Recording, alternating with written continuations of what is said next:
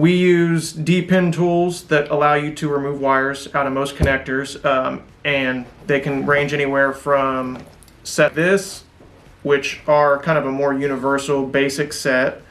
These are a little bit cheaper. They're a little easier to break, but they actually do pretty well for most stuff. Then we have the bigger kits, and then we have the screwdrivers like I was mentioning.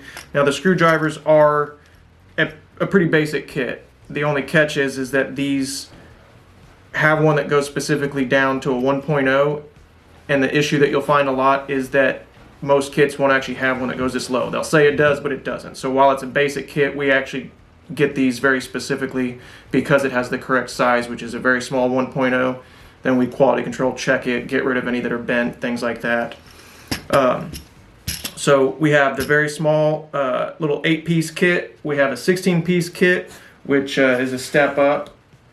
So it's like this one. So we have the 8-piece, the 16-piece. From there we go up to a bigger 23-piece. This is a more dedicated kit, kind of like this smaller set that I showed you.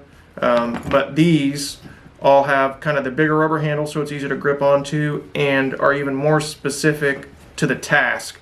So what you'll see is it's got a bit more options, but they all are pretty similar. So you've got a bunch of the 2-pin release tools, so different General Motors, a lot of European stuff, and these I'll show you here kind of have to be pretty exact. And so what you'll see, and I can grab a couple here, and you'll notice that everything, they all three look pretty similar, and actually there's probably 8 in there, and what it is just slight variances in the thickness and lengths.